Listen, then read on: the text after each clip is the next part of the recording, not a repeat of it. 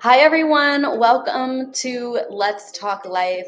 Today we're in a different setting. I'm actually doing my first in-person interview of the season with Melissa Chanel. She is an amazing guest today, and I'm actually really excited to be interviewing her in person.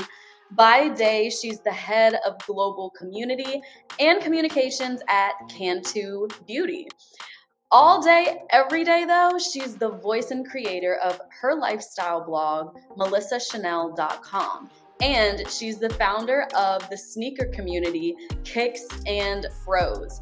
It's for Black and brown women based in Charlotte, North Carolina. And as a fashion and content creator, Melissa uses her platform to help women elevate their personal style and find their sneaker style and turn their brands into thriving businesses. So I am so excited today to have Melissa on the show. Melissa, thank you so much for joining the show today. I'm so excited you're in LA, you're enjoying the weather, all these events you've been at. The weather has been perfect. It's been amazing. I do not want to go back to North Carolina. It's been so good. I would not want to go back either because the weather. I am so glad that you're here because I've been wanting to get you on the show for a really long time. But I'm glad we could do this little different setting here. I like it. I like the in-person situation. Me too. So I'm glad we could do it and I could be a part of this. I know you've been asking me, like you said, and I wanted to do it. I was trying to figure out how to fit in my schedule. But things happen for a reason. We're supposed to be sitting here next to each other. And that's on that. I love that. I wanted to talk to you though because I'm really inspired by the way you structured your career and kind of by the way you just allowed everything to flow organically, authentically, and just so natural to who you are. And I love the different, even when you're partnering with other brands, partnering with other companies, you do a really good job at making sure all of your initiatives and all of your projects are authentic to you. So did you always see yourself accomplishing what you're accomplishing now? I always knew that I would always look through magazines, being in middle school and high school. When I was in high school, I worked at Winn-Dixie. So I would spend my time off of the register over at the magazine section, just looking at fashion and style and beauty tips from and magazine editors. So I always knew I wanted to live in New York. That was my vibe. I just always felt like I wasn't the small town city girl where I was from. I knew I needed to spread my wings and go other places. So I had that in the back of my mind, and I just knew I needed to work hard. So I didn't know that it would bring me to where I am today, but I'm definitely thankful that I had family that continued to push me, that moved outside of our small town so I could see what that life was like as well. And just to keep pushing, and I didn't stop until I, got where I was. I always tell people though, you have to be yourself. If you're not yourself, it's not for you. So I always stay tried and true to that. And if I can't be authentically Melissa Chanel, then I don't want any parts to do with Absolutely. And I think you made a really good point. And you have to work really hard, but if you're working really hard trying to be someone else, exactly, you're going nowhere. You're not gonna go too far because people really crave authentic content, but they also really want to see a real person. They want to hear a real person. They want to hear your experience. They don't want to hear an experience that you heard about. Right. So with that being said, do you find it hard or challenging at times, or did you used to find it hard to really find an identity in content creation?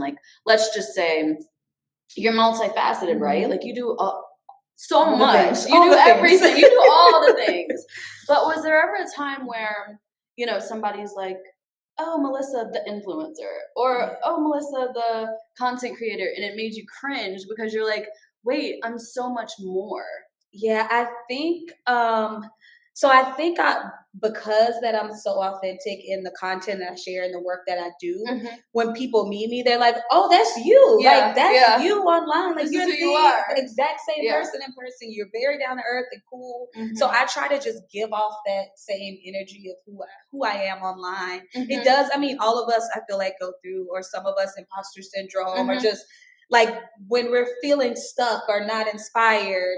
So that does happen every now and then. I always reset. I'll give myself some time away from creating because we need to let our creative minds rest and relax sometimes. So I'll just step back a little bit if I feel myself going down that rabbit hole.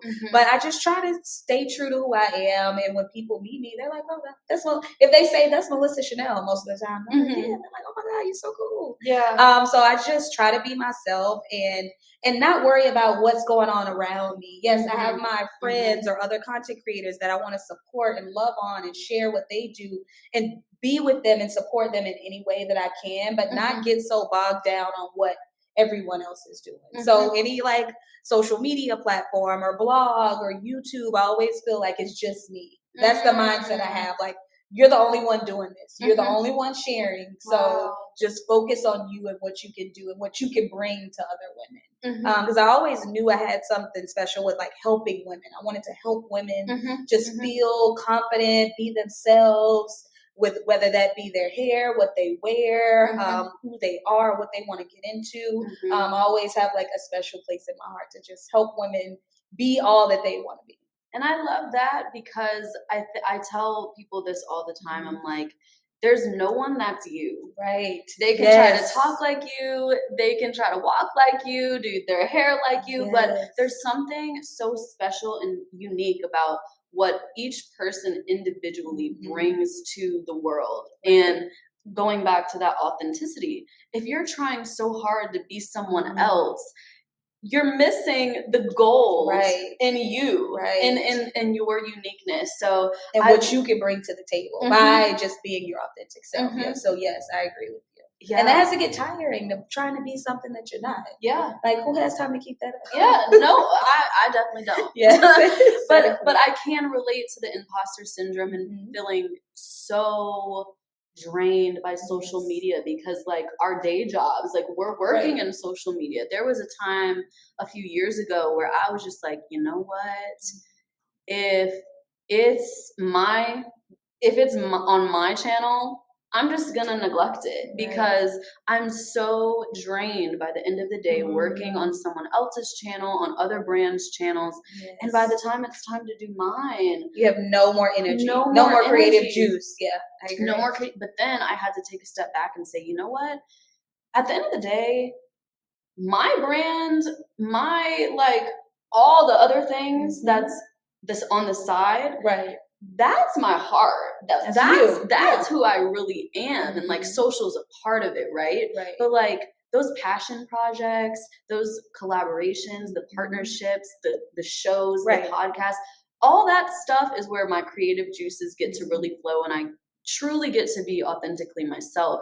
And that makes you happy. And it makes me happy. Because I think what this pandemic really taught us is like, if you're not happy doing what you have to go, or, you know, find a way to pivot in your own. If you can't leave the job, find a way to pivot and figure something else out to where you don't lose everything and get so tired of just everything to where you don't allow your real talent to really show. And I think that's really important. I do want to ask you about, we're both from North Carolina. So I think that's really special. That's how we connected. That's how we met. But I want to hear about, we're the best. Right, we are the best. Nothing like Carolina girls.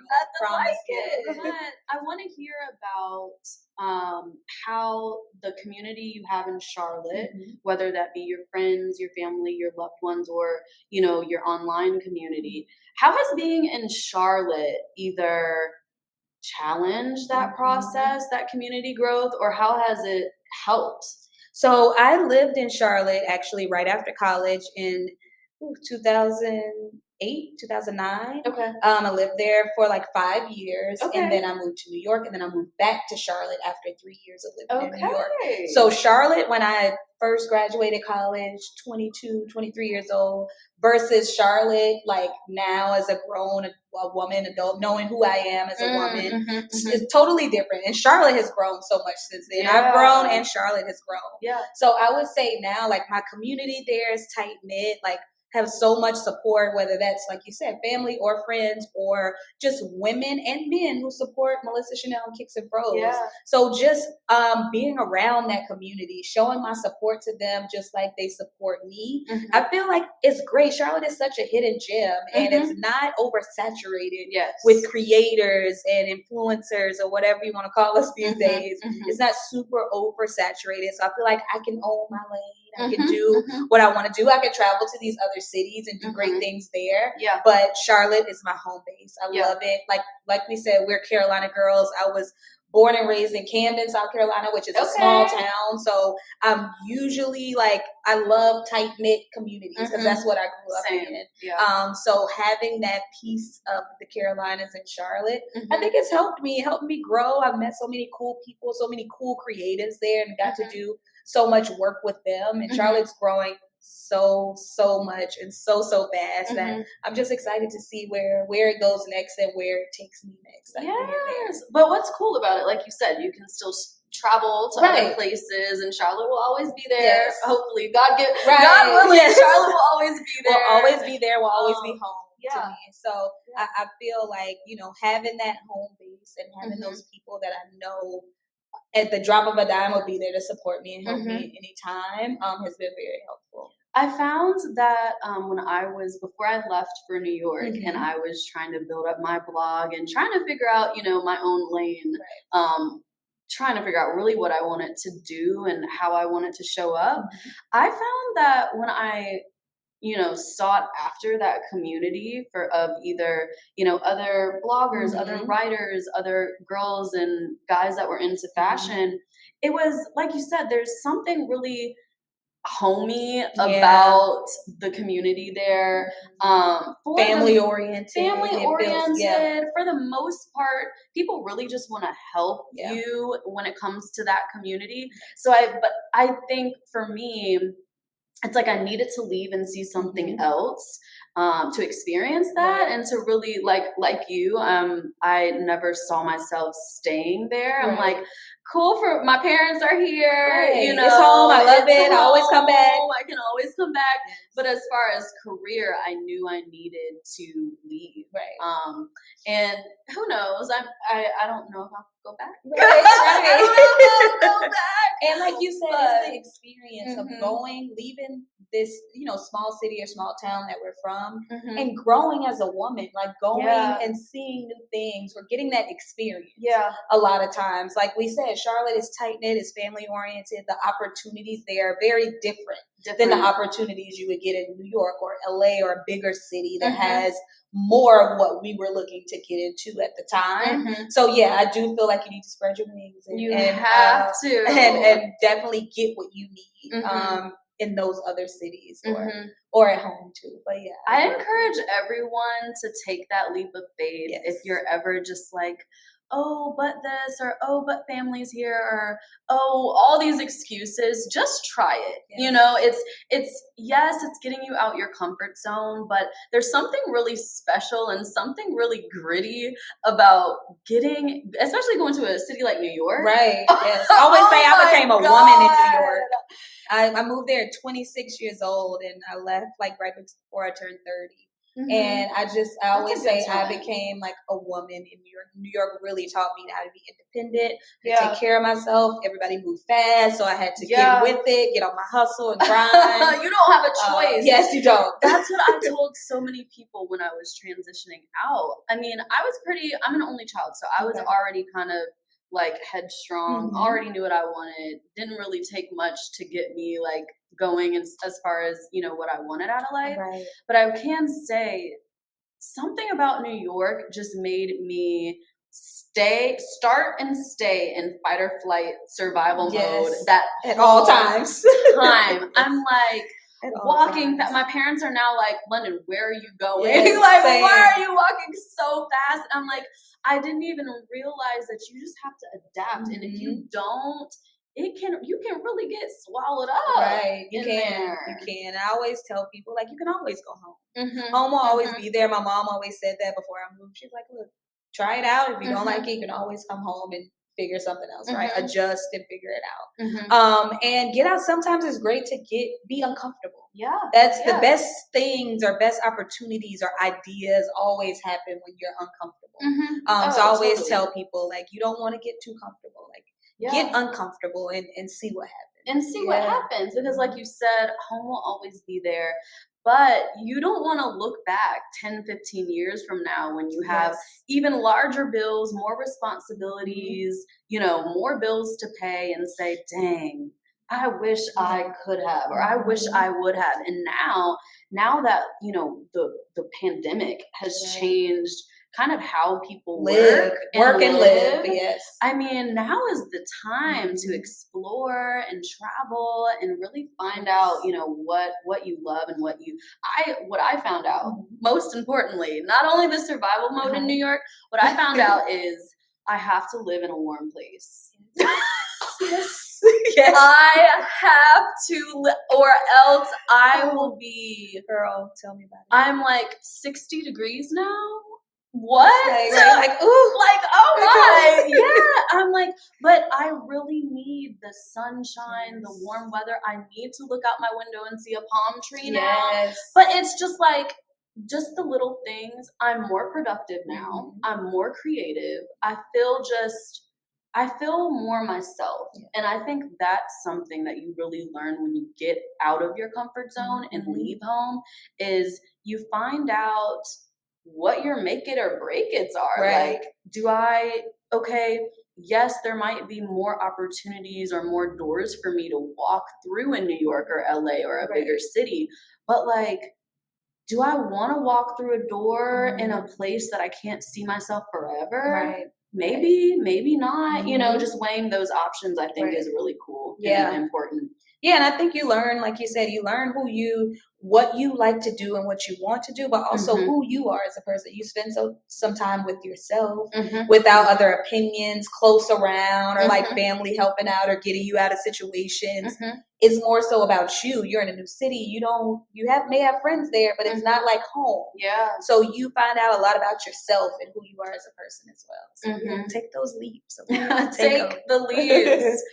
What do you think are the biggest misconceptions about being an influencer or having a large platform? Yeah, I always feel like everyone feels like, oh, influencers are fake, or you know, they don't use the products that they promote, or you know, sometimes you meet someone online and you're vested and you really like them and you love their content, but in person they might be a little standoffish or an introvert. They're not always as outgoing as they are behind a phone or a camera. So I think people trying to understand that and getting them to understand that, like, in person it may be a little bit different, but sometimes people have just as much bubbly personality as they do online in person.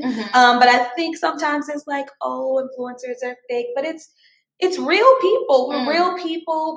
We're just sharing what we love and sharing the things that we like to do and love to do. Like, I love the term content creator versus influencer. We're creative. We're creators. And we just want to share what we love in hopes of helping someone buy a new lipstick, helping them find a date night outfit, helping them mentally prepare for an interview, or being a business owner, or having imposter syndrome. So I think if people just looked at it as, you know, influencers or content creators are real people that just want to help other people, honestly, at the end of the day. And it's something now that you can get paid for. When I started as a blogger, it was like, paid, like, what is that? And after like a year of blogging, I remember it was a hair care brand. Honestly, they reached out and was like, how much would you charge to come here and do a blog post? And I'm like, charge money? You can get paid? It was none of this content creator. It was Facebook at that time. That's how I would promote my blog posts, and just being able to like research or look around, like, you know, what can I get? How can I get paid? What do I need to charge?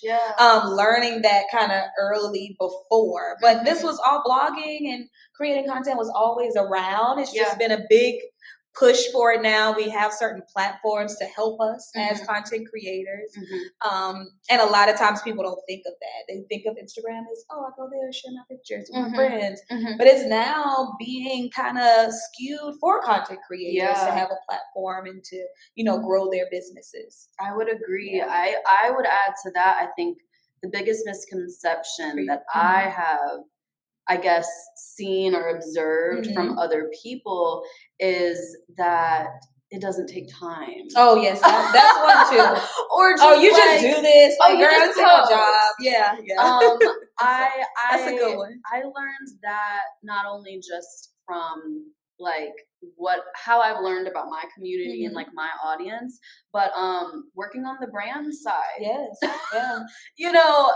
Leadership or like a CEO will be like, well, we want social to do this like tomorrow. Right.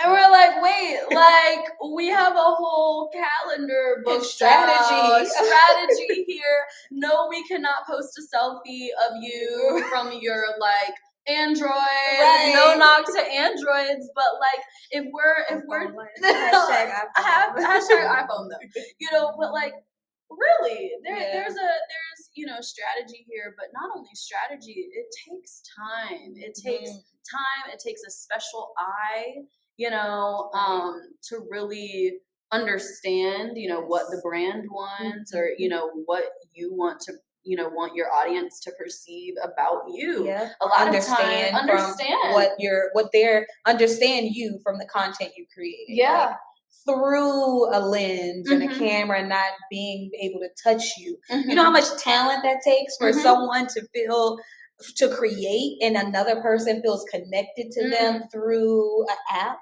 like just not even meeting them in person to get their energy and vibe.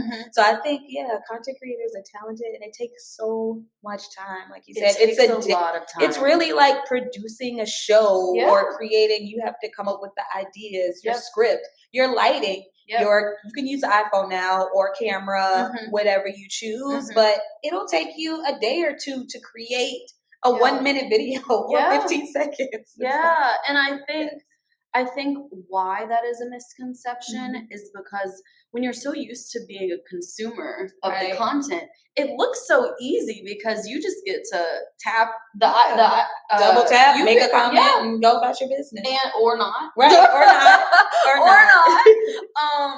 But give your local content creators their flowers, y'all. Right. Like it's a lot of work. Right. And thank them sometimes, especially if it's ones that you love and you really like and you want them to continue to grow, or you just want to give them some love. You don't know what they may be going through or how they're feeling about their content. So just showing them that support, DMing them. I love what you're doing. Keep it up. Thank you for the great content that you put out. It definitely goes a long way. It makes my day to get those types of messages and keeps me going. Like, okay, they really like it. They see it. Yeah, they see it and they want me to keep doing it. Yeah. So, okay, a few months ago, I saw like a transformation of this room in your house with these like amazing shells. And like, I felt like I was watching one of those like HGTV shows because I was like, wait, what is she doing? Wait, I see shells all across the wall. Like, what is this? Yes. So then, big reveal, it's a whole sneaker wall in your house. Can you tell me about that? Because I know that you have a deep, deep love and passion for sneakers and the sneaker community, which also prompted you to create your own sneaker community. So tell me about the wall. Yes. So how that came about, but then also tell me about Kicks and Bros, your sneaker community. Okay. Yeah. So the sneaker wall happened because I was running out of room to store sneakers. And I've just been looking on Pinterest, me and my husband looking on Pinterest, trying to find ideas of how I can display some of them. And we saw this, they only had one. It was one of them and it was like in a corner in their room and it was cool. I was like, oh, this looks cool. Let's see if we can maybe do this across the whole wall. He was like, oh, that would be dope. So we ordered the pieces, we put it together. He helped me a lot. I was the assistant. And then we were able to, because I'm not doing that. Right. I cannot put all that together. but I helped him and assisted. But yeah, we put it together, and now I'm able to display some of my sneakers. Not all of them, but have a nice display wall and where I'm able to see them and wear them, and then also use it for content creation. It can be a backdrop when I'm doing my sneaker files for Kicks and Pros, or creating content for Nike or Jordan or whichever brand I'm working with at the time. I felt like it was good for that as well as me storing my sneakers. Yeah, no, it's like multi-purpose, multifunctional, like backdrop. I can take pictures with the shoes. Right, like, everything will work. I can create a quick TikTok if I need to, and I have a closet with even more sneakers in it. So this gave me the opportunity to, like I said, see them and actually wear them, because I'm able to like see them visually. When they're tucked away in sneaker boxes, sometimes it's hard. I'm like, I don't even know what's in this box. Like, hold on, I'm getting stuff from everywhere. So yeah, I love that sneaker wall. It's like my favorite little pandemic project that we did. Yes. It looks amazing. Thank you. So the sneaker, your love for sneakers started where? How did you know that you were going to start a community, and how has that community inspired you to either create more sneaker content, or I saw you did an activation for, was it CultureCon? It was Complex Con. Complex Con. Yes. So how has that all evolved? Yeah, it's so crazy, because I've always like been a sneaker girl, especially when trying to figure out my style. Young, always loved sneakers. My brothers and cousins would wear them. My mom would always buy me just the cute Air Max or the Reebok Classics. Finally, by middle school, I think 8th grade, I was able to get my white Air Force Ones, which were my favorite. And like I would bond with my brother, cleaning them on the weekends, because my whole family, my dad loves sneakers. My whole family loves sneakers. That's good. So like we always had the toothbrush and the soap under the cabinet.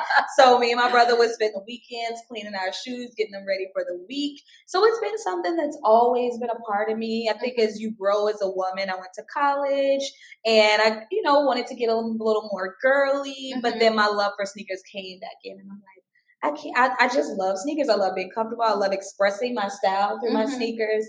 So I remember as a blogger, it was more so around fashion and hair when I started blogging. And one of my friends was like, you should share your sneakers. I'm like, I don't think they'll be into that. Like, so weird. I was like, I don't think my audience would be really like it or into sneakers. So I don't know if I'm going to share.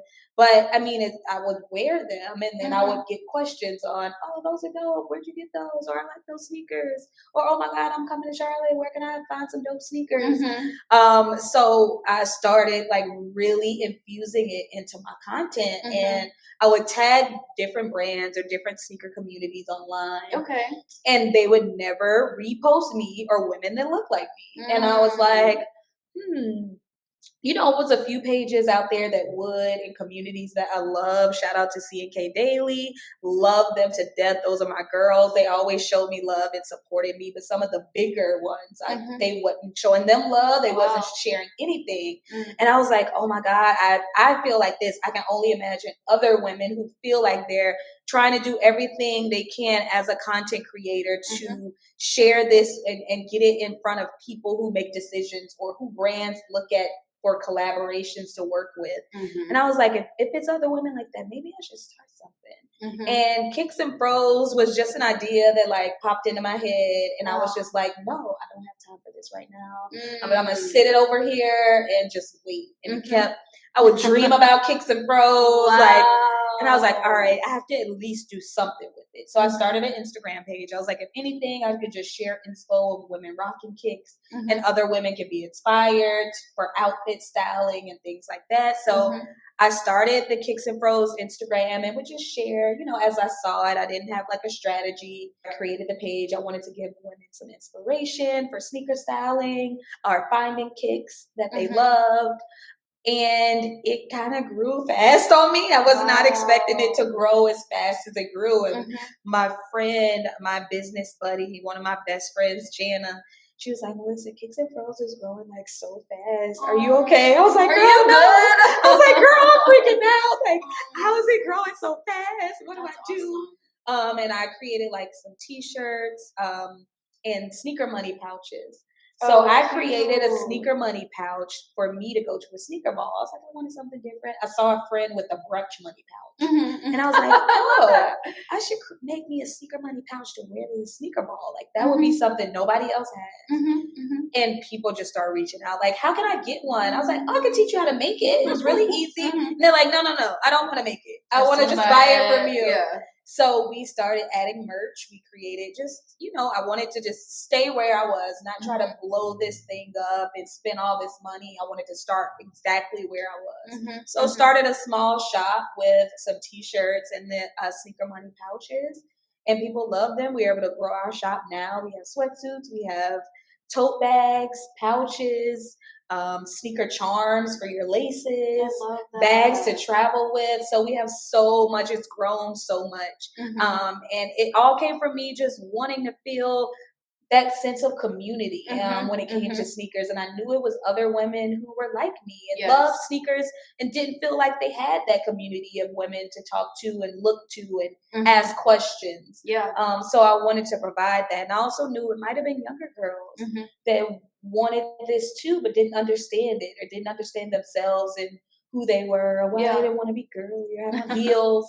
So I wanted to do it for them too, to have a place to come and feel supported and rocking their kicks and showing off their outfits. So I love that you did that. I love that you saw a need. I love that you saw something that wasn't being done, at least for you. And you were like, you know what?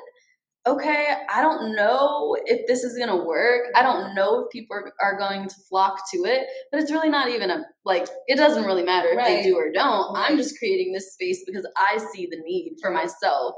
And then you just took that leap of faith and the community came to you because you saw that there was a need that wasn't being met, especially for young Black women. And I love that you were like, I don't see it. I'm going to create it. I'm going to create it. I'm going to make my own table and bring my chair and I'm going to start it. And I'm going to hold the door open and let other people in. That's right. I love that. I love that. Always have to let other people in. I always reach back to help those who are trying to get where you are and want to be where you are. So I think that's very important. And it was like Kicks and Froze. Now we had our first brunch. So we started this brunch series in December. We had the first one in Charlotte. Just to bring like some women creators who create sneaker content together and just talk and have a conversation and enjoy each other's presence and eat. And I wanted to thank them for supporting Kicks and Froze. So we did that in December and it went so great. People were DMing us like, can you come here next? Can you do this next? Can you come here next? Awesome. So we're going to do a whole tour. So we're really, really excited about this series and just connecting with sneaker communities in these other areas and bringing Kicks and Froze there and thanking them for supporting us. So that's my thing. I'm always like, I couldn't do any of this without the community and without the people that support us and help us on a day-to-day. So I'm excited to start that and get that going. And then, creating content at Melissa Chanel, sharing sneaker style content, helping women. I love helping women find their sneaker style. So I do a sneaker shopping with Mel series on my stories on Fridays. So look out for that every Friday or every other Friday. I don't want to spend everybody's money. I just want to, make sure I get a good mix in there just to help women that may be looking for their sneaker style, want to find something that they can wear every day with their dresses, with their jeans, with their suits, but they don't have to spend $5,000 or $1,000 to try to get some hyped up sneakers. So still sharing that content over on Melissa Chanel Fashion Inspo, my blog. That's something I want to really get back into this year. So melissachanel.com. I'll be sharing more blog posts there. But yeah, that's about it. That's where you can find me, what we have going on. And you're on,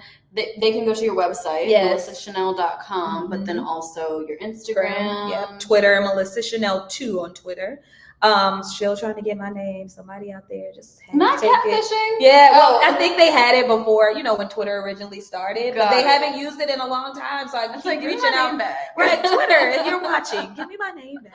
Give my name back. So yeah, Melissa Chanel 2 on Twitter, Facebook, Melissa Chanel. Same with Kicks and Froze everywhere. Instagram, Facebook.